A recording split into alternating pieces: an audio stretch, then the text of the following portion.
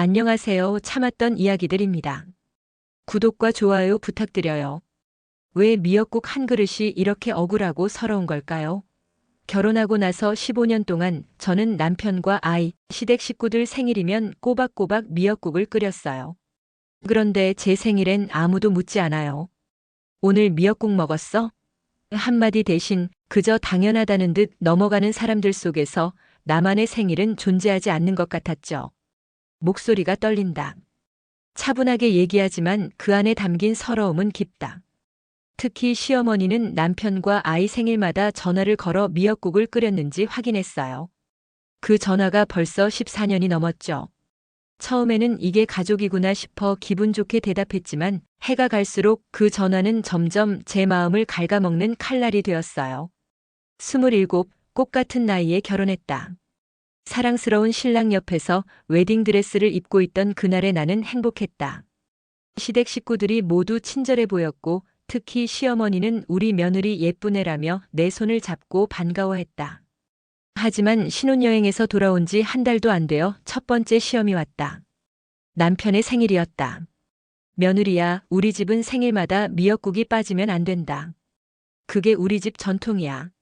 시할머니 때부터 내려오는 거라서 말이지. 시어머니의 말에 나는 내 어머니라며 고개를 끄덕였다. 그때는 몰랐다.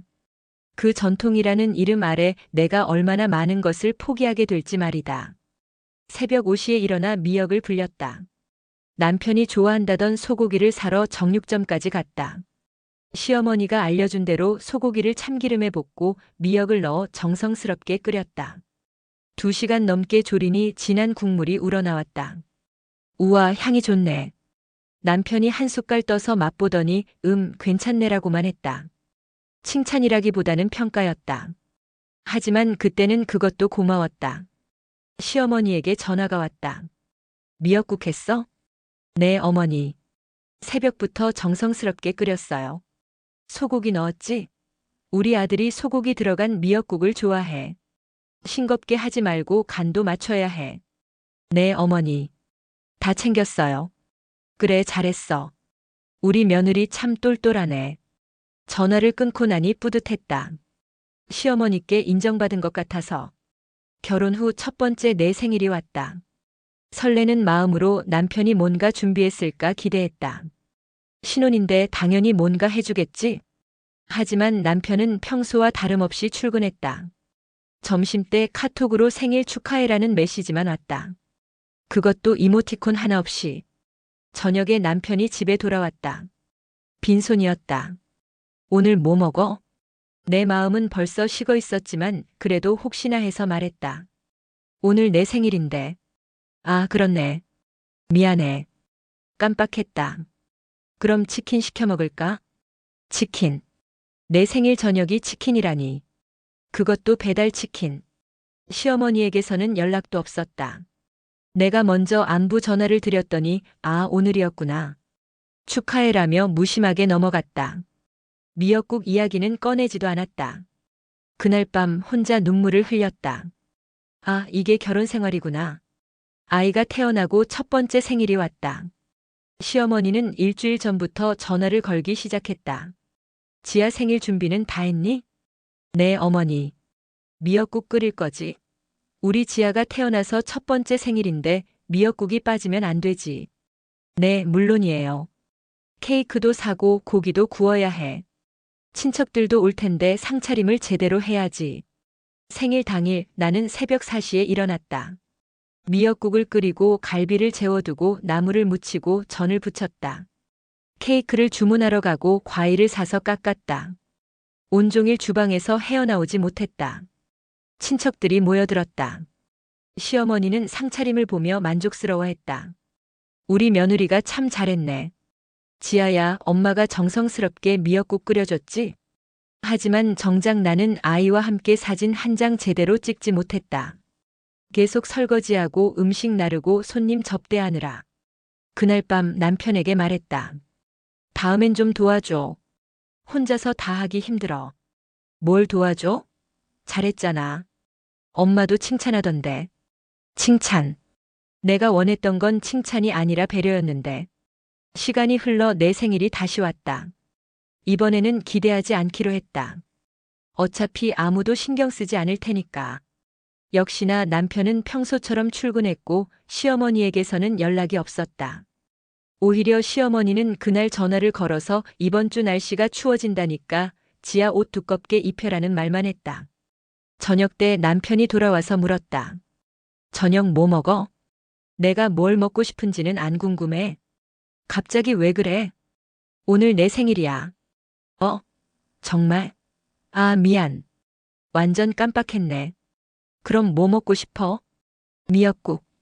그 한마디에 남편은 당황했다. 미역국? 갑자기 왜? 너 생일인데? 응, 미역국 먹고 싶어.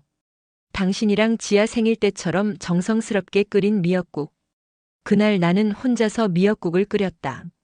소고기도 넣고 간도 맞춰서. 하지만 먹으면서 눈물이 났다. 왜 내가 내 생일에 혼자서 미역국을 끓여 먹고 있는지. 해가 갈수록 시어머니의 확인 전화는 더욱 세밀해졌다. 마치 체크리스트를 들고 있는 것처럼. 남편 생일 일주일 전 미역국 재료는 준비했니? 소고기는 좋은 걸로 사야 해. 지난번에 질긴 것 같던데. 남편 생일 사흘 전 미역은 미리 불려둬야 해. 하루 전에 불리면 맛이 달라. 남편 생일 전날 내일 몇 시에 끓일 거야? 너무 일찍 끓이면 식고 너무 늦게 끓이면 안 익어. 남편 생일 당일 아침 미역국 끓이고 있니? 소금 간 너무 세게 하지 마. 남편 생일 당일 저녁 우리 아들 미역국 잘 먹었다고 하니? 기분 좋아하던? 매번 이런 식이었다. 심지어 시동생, 시누이 생일 때도 마찬가지였다. 큰 며느리가 미역국을 끓여줘야지. 그게 예의야. 나는 큰 며느리라는 이유로 모든 생일에 미역국 담당자가 되었다. 작은 시누이는 직장 다닌다는 이유로, 작은 시동생 아내는 아직 신혼이라는 이유로 면제받았다. 명절은 더욱 심했다. 추석이나 설날이 다가오면 일주일 전부터 시어머니의 지시가 떨어졌다. 큰 며느리 전 부칠 준비는 했니? 제사상에 올릴 미역국도 끓여야 하고, 손님들 올 텐데 떡국용 육수도 미리 끓여둬야 해. 나는 명절 일주일 전부터 장을 보고 음식을 준비하고 집안을 청소했다. 다른 며느리들은 와서 앉아만 있으면 됐지만 나는 새벽부터 밤까지 주방에서 살았다. 특히 제사상 준비할 때는 정말 화가 났다. 시할아버지 제사상에도 미역국이 올라가야 한다며 제사 전날 밤 11시까지 미역국을 끓이고 있어야 했다. 제사상 미역국은 특별해야 해. 평소보다 더 정성스럽게 끓여야 한다고 시할머니가 그러셨어. 그런데 정작 제사가 끝나고 나면 그 미역국은 거의 먹지도 않고 버려졌다. 내가 밤새워 끓인 정성이 쓰레기통으로 들어가는 걸 보면서 마음이 찢어졌다. 더 이상 견딜 수 없어서 대학 동창들과 만났다. 다들 결혼해서 살고 있는 친구들이었다. 미영아, 너 너무 힘들어 보여. 얼굴이 완전 늘어졌잖아. 맞아. 결혼 전이랑 완전 다른 사람 같아. 나는 그동안 쌓인 이야기를 털어놓았다. 15년간의 미역국 이야기를. 미쳤네, 진짜. 그게 말이 돼? 내 생일에는 아무도 안 해주면서 너만 계속 해달라고. 나 같으면 진작에 파업했어. 미역국 안 끓인다고 말이야. 시어머니한테 한번 제대로 말해봐. 어머니 생일에는 누가 미역국 끓여드려요? 하고. 친구 수진이가 가장 화를 냈다. 미영아, 너는 며느리이기 전에 한 사람이야. 존중받을 권리가 있어. 너 자신을 너무 하찮게 생각하지 마. 그 말이 가슴에 꽂혔다. 나는 언제부터 나 자신을 이렇게 하찮게 여기게 되었을까? 친구들과의 만남 후 집에 돌아와서 거울을 봤다. 거기에는 지쳐 보이는 중년 여성이 있었다. 예전의 밝고 활기찬 모습은 온데간데 없었다. 그때 남편이 들어왔다. 어디 갔다 와? 친구들이랑 만났어. 아, 그래. 참, 다음 주 우리 아버지 생신인데 미역국 부탁해. 그 순간 뭔가가 뚝 끊어지는 소리가 들렸다. 인내심의 실이 끊어지는 소리였다. 왜 내가 해야 하는데? 남편이 놀란 얼굴로 나를 봤다. 뭐?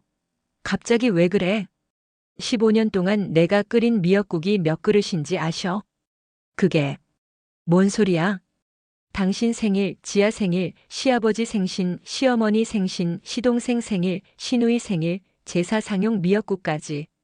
1년에 평균 8번, 15년이면 120그릇이야. 그게 그렇게 대단한 일이야? 그 말에 나는 완전히 돌았다. 대단한 일 아니라고? 그럼 당신이 해봐. 내 생일에 당신이 미역국 끓여봐. 그날 밤 남편과 큰 싸움을 했다. 15년 만에 처음으로 목소리를 높였다. 드디어 남편 생일이 다가왔다. 시어머니에게서 예상대로 전화가 왔다. 며느리야, 우리 아들 생일인데 준비는 다 했지? 네, 어머니. 미역국은 당연히 끓일 거고 고기도 구워야 해. 요즘 우리 아들이 스트레스 받는다니까 맛있는 거 해줘야 해. 전화를 끊고 나서 결심했다. 이번에는 다르게 해보자. 남편 생일 당일 나는 미역국을 끓이지 않았다. 대신 반찬 가게에서 나물 몇 가지를 사왔다. 밥을 짓고 간단한 국을 끓였다. 된장찌개였다. 저녁에 남편이 집에 돌아왔다. 생일상 차렸어? 응, 차려놨어. 남편이 식탁을 보더니 어리둥절한 표정을 지었다. 미역국은? 안 끓였어. 왜? 그냥 오늘은 하기 싫어서. 남편은 당황스러워했다. 15년 동안 한 번도 빠뜨린 적이 없는 미역국이 없으니까. 엄마한테서 전화 올 텐데? 그럼 당신이 받아. 과연 시어머니에게서 전화가 왔다. 남편이 받았다. 엄마. 네. 아니요, 오늘은. 네. 알겠습니다. 전화를 끊고 나서 남편이 말했다. 엄마가 왜 미역국 안 끓였냐고. 뭐라고 했어? 그냥. 오늘은 기분이 안 좋아서 그렇다고 했어. 기분이 안 좋다고? 내가? 나는 웃음이 나왔다. 남편은 아직도 모르고 있었다. 내가 왜 기분이 안 좋은지. 다음 날 시어머니에게서 직접 전화가 왔다. 며느리야, 어제 왜 미역국을 안 끓였어? 그냥 하기 싫어서요. 하기 싫다고? 그게 무슨 말이야? 우리 집 전통인데. 나는 깊게 숨을 쉬고 대답했다. 어머니, 그 전통이라는 게 누구를 위한 건가요? 뭐? 15년 동안 제가 끓인 미역국은 누구를 위한 거였나요? 저는 미역국 한 번 못 얻어먹으면서 왜 저만 끓여야 하나요? 시어머니는 잠시 말이 없었다. 그러더니 화가 난 목소리로 말했다. 며느리가 그렇게 나오면 안 되지. 그게 당연한 거 아니야? 당연한 게 아니에요, 어머니. 제 생일에는 아무도 안 해주면서 제가 남의 생일 때마다 해드리는 게 당연한 건 아니에요. 그날 이후 시어머니와의 관계는 차가워졌다. 하지만 이상하게 마음은 가벼워졌다. 몇 개월 후 아이 생일이 왔다. 시어머니에게서 또 전화가 왔다. 지아 생일인데 미역국 끓였니? 아니요, 안 끓였어요. 왜? 지아가 안 먹어요. 미역국보다 피자를 더 좋아해요. 그래도 생일엔 미역국을. 어머니, 지아에게 물어보세요. 할머니가 직접 전화해서 지아야, 생일에 미역국 먹을래? 피자 먹을래? 하고요. 실제로 시어머니가 아이에게 전화를 했다. 지아야, 할머니야. 오늘 생일인데 뭐 먹고 싶어? 할머니. 피자. 피자 먹고 싶어요. 미역국은? 미역국은 싫어요. 맛없어요. 전화를 끊고 나서 시어머니는 더 이상 미역국 이야기를 하지 않았다. 그날 우리는 아이가 좋아하는 피자를 주문해서 먹었다. 아이는 행복해했고 나도 주방에서 헤매지 않고 아이와 함께 생일을 즐길 수 있었다. 그의 시어머니 생신이 왔다. 나는 일부러 전화를 걸었다. 어머니 생신 축하드려요. 고마워. 오늘 미역국 드셨어요? 뭐? 어머니 생신인데 미역국 드셔야죠. 누가 끓여드렸어요? 시어머니는 한참 동안 말이 없었다. 그냥 된장찌개 먹었어. 어머니도 생신에 미역국 안 드시네요? 그 순간 시어머니도 깨달았을 것이다. 자신도 생일에 미역국을 고집하지 않는다는 걸. 마침내 내 생일이 왔다. 남편에게 말했다. 오늘 내 생일이야. 응, 알아. 뭐 하고 싶어? 미역국 끓여줘. 내가? 응, 당신이. 15년 동안 내가 당신들 생일 때마다 끓여줬으니까 이제 내 생일에는 당신이 끓여줘. 남편은 당황했다. 나는 미역국 끓일 줄 몰라. 배우면 돼. 나도 결혼하고 나서 배웠어. 그래도 싫으면 말고. 대신 나도 이제 안 끓여줄 거야. 공평하게. 결국 남편은 유튜브를 보면서 미역국을 끓였다. 처음이라 그런지 간도 안 맞고 미역도 덜 불었지만 그게 내가 15년 만에 받은 첫 번째 생일 미역국이었다. 맛은 없었지만 그 어떤 미역국보다 감동적이었다. 남편이 미역국을 끓여준 이후로 집안 분위기가 조금씩 바뀌기 시작했다. 남편도 미역국 끓이는 게 얼마나 번거로운지 알게 되었다. 미역 불리는 것부터 시간이 오래 걸리네. 그리고 계속 저어줘야 하고. 그래, 그래서 새벽에 일어나서 끓인 거야. 미안해. 그동안 힘들었겠다. 처음으로 남편에게서 고마움의 표현을 들었다. 시어머니와의 관계도 서서히 변했다. 더 이상 생일 때마다 미역국 확인 전화를 하지 않았다. 대신 생일 잘 보내라는 안부 인사만 했다. 어느 날 시어머니가 말했다. 며느리야, 그동안 너무 많이 시켰구나. 괜찮아요, 어머니. 아니야. 나도 며느리 시절이 있었는데. 그땐 왜 그걸 몰랐을까? 그날 시어머니는 자신의 며느리 시절 이야기를 해주었다. 시할머니가 얼마나 까다로웠는지, 자신도 얼마나 힘들었는지. 그래서 너한테는 좀 편하게 해주려고 했는데 오히려 더 힘들게 한 것 같네. 가장 큰 변화는 아이에게서 나타났다. 지아가 어느 날 말했다. 엄마, 왜 엄마만 맨날 미역국 끓여요? 왜? 아빠도 끓일 수 있잖아요. 나도 도와줄 수 있고. 아이는 어른들보다 훨씬 공평함을 잘 알고 있었다. 지아야, 엄마 생일에는 지아가 미역국 끓여줄 거야? 네. 유튜브 보고 배울래요. 아이의 순수한 마음에 눈물이 났다. 이 아이만큼은 나처럼 살지 않았으면 좋겠다고 생각했다. 이제 우리 집에는 새로운 전통이 생겼다. 생일 당사자가 원하는 사람이 미역국을 끓여주는 것이다. 남편 생일에는 때로는 내가, 때로는 남편 스스로가 끓인다. 아이 생일에는 아이가 원하면 끓여주고 원하지 않으면 다른 음식을 해준다. 그리고 내 생일에는 이제 선택권이 생겼다. 남편이 끓여줄 수도 있고 아이와 함께 끓일 수도 있고 때로는 외식을 할 수도 있다. 작년 내 생일날 나는 혼자서 미역국을 끓였다. 하지만 이번에는 억지로가 아니라 내가 원해서였다. 엄마, 왜 혼자 끓여요? 엄마가 먹고 싶어서. 그럼 우리도 도와줄게요. 남편과 아이가 함께 주방에 들어와 도왔다. 남편은 미역을 불리고 아이는 소고기를 씻었다. 나는 간을 맞췄다. 함께 끓인 미역국은 그 어느 때보다 맛있었다. 15년이 지난 지금 나는 미역국이 단순히 음식이 아니었다는 걸 안다. 그것은 권력의 상징이었고 희생의 증표였으며 동시에 사랑의 표현이기도 했다. 문제는 그 사랑이 일방향이었다는 것이다.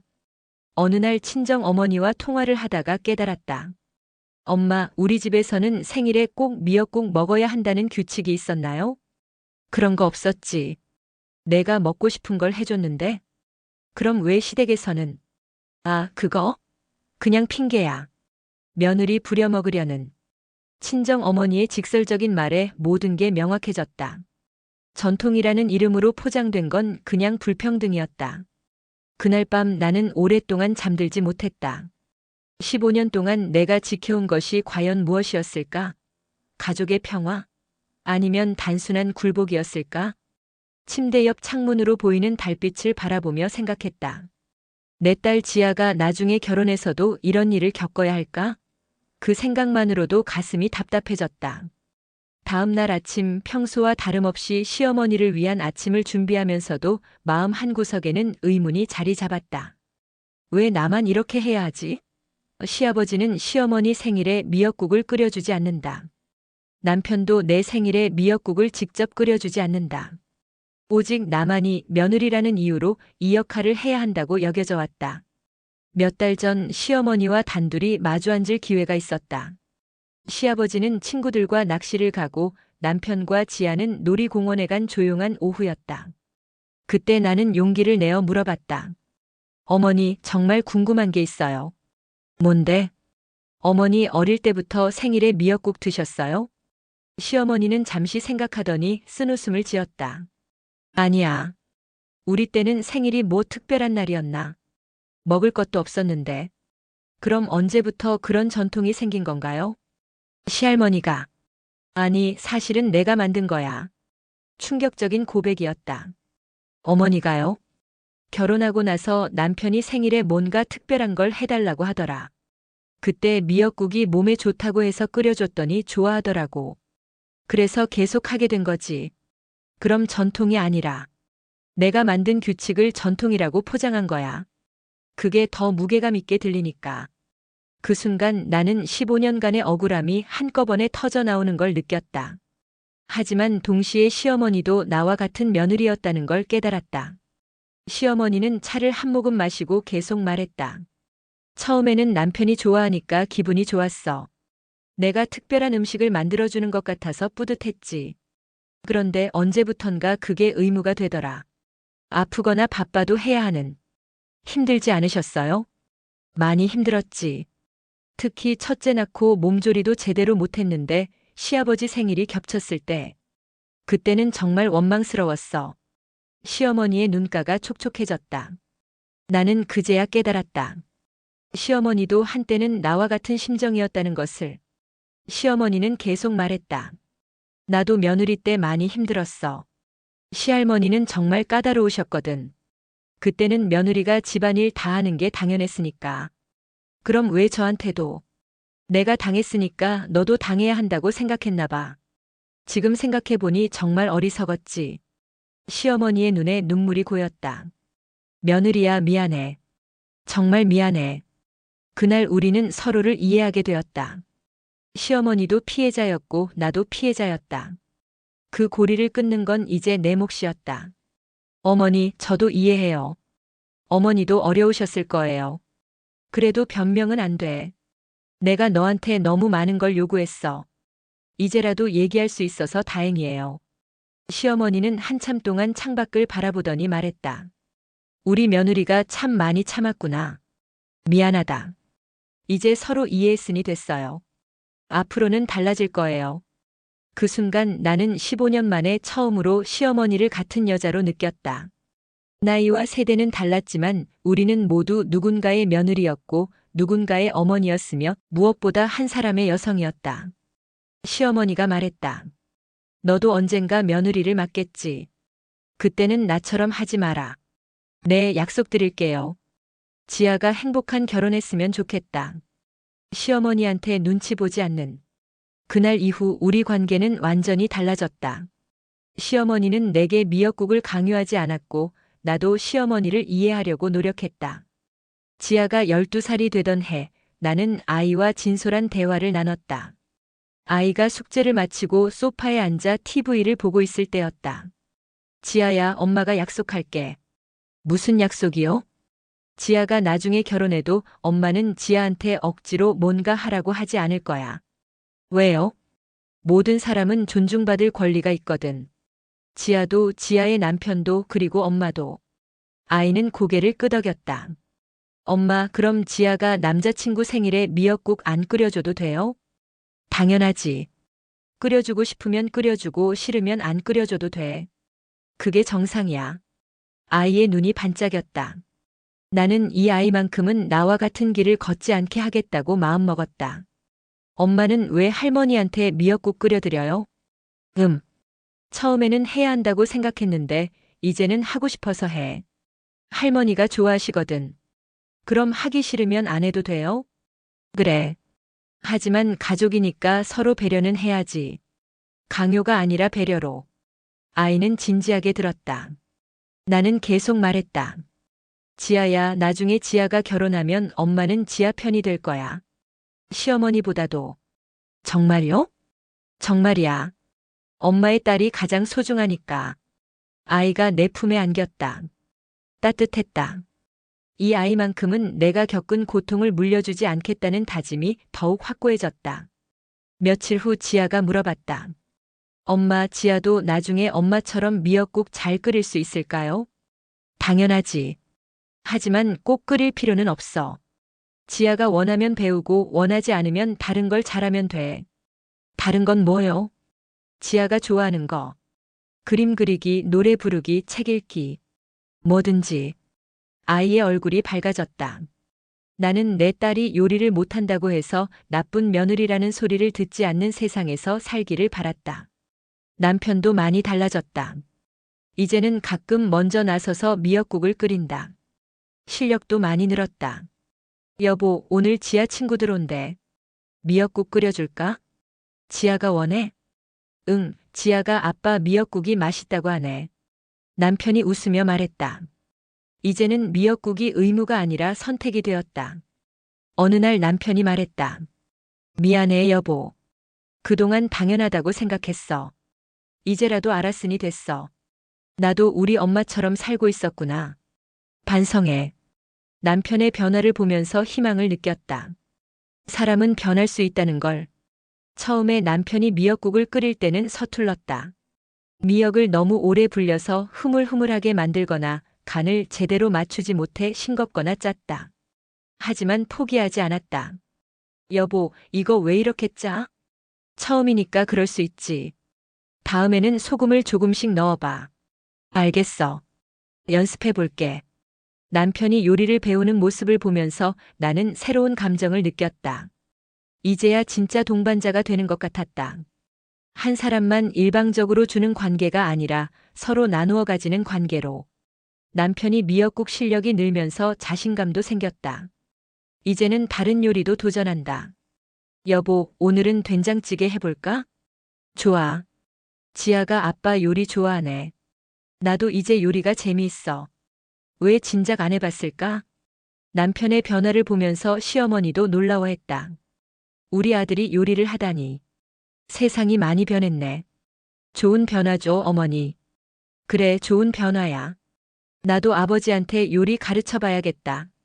이제 우리 집은 완전히 달라졌다. 생일이 오면 당사자에게 먼저 묻는다.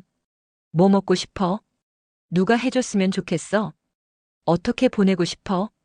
선택권을 주는 것이다. 강요하지 않는다.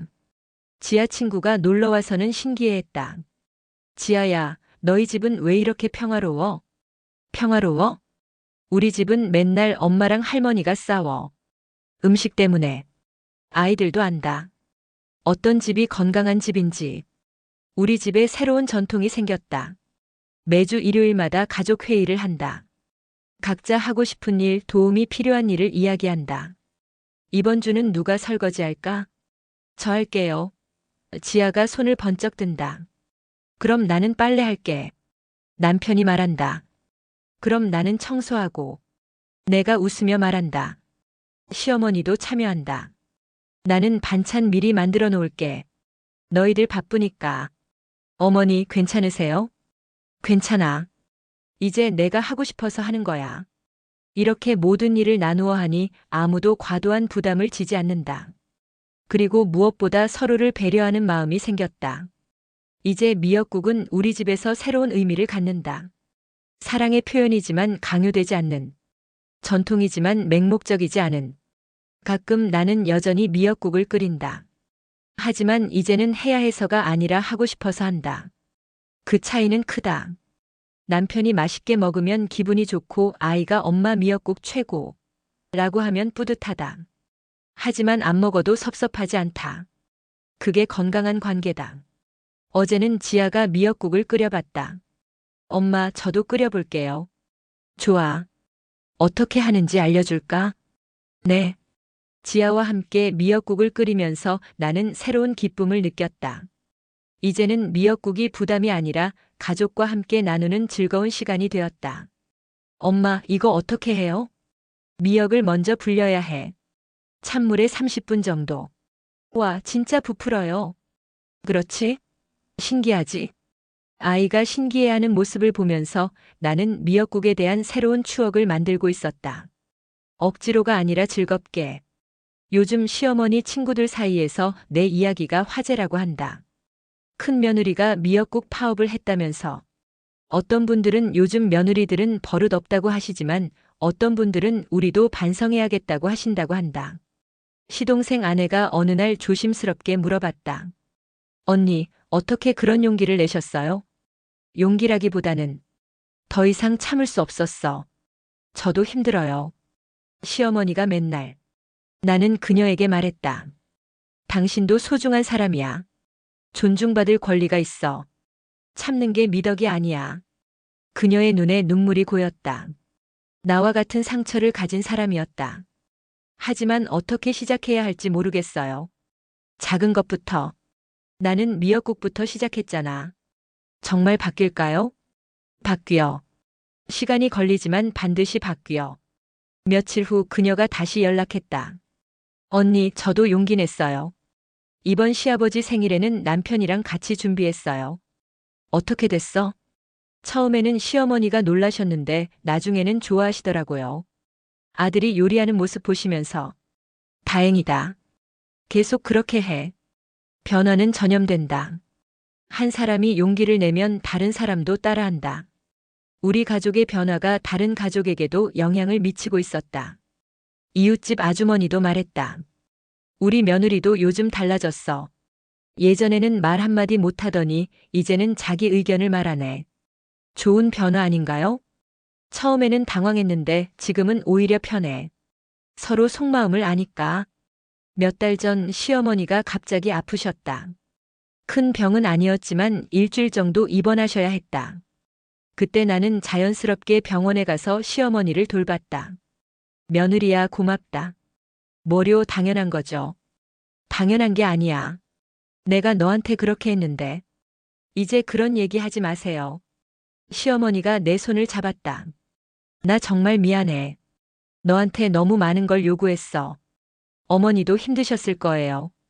그래도 변명은 안 돼. 너는 내 딸이나 다름없는데. 그때 나는 깨달았다. 시어머니도 나를 사랑하고 있었다는 것을. 다만 표현 방식이 잘못되었을 뿐. 어머니, 이제 우리 서로 이해했으니까 괜찮아요. 고마워, 정말 고마워. 병원에서 시어머니를 돌보면서 나는 진짜 가족이 된 것 같았다. 의무가 아니라 사랑으로. 시어머니가 퇴원하신 후 말씀하셨다. 며느리야, 앞으로는 내가 너한테 잘할게. 저도 어머니 잘 모실게요. 모신다는 생각하지 마.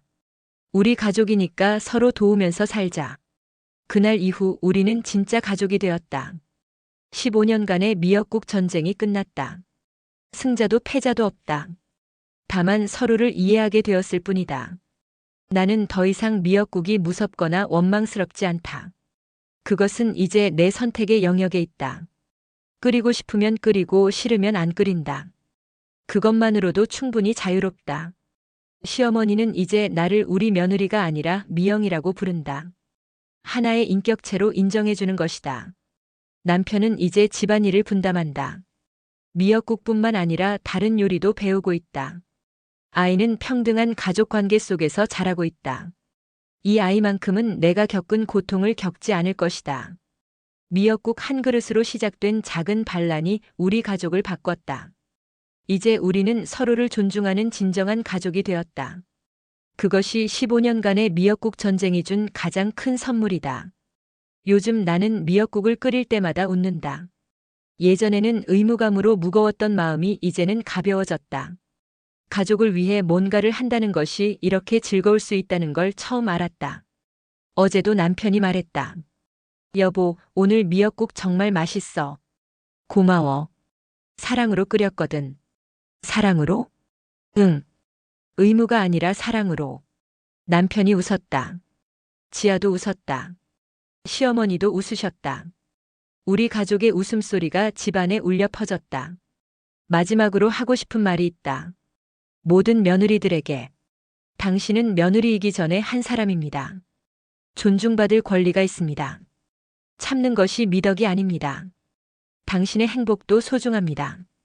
용기를 내세요. 변화는 가능합니다. 작은 것부터 시작하세요. 미역국 하나, 설거지 하나, 작은 의견 표현 하나부터. 그 작은 변화가 모여서 큰 변화를 만듭니다.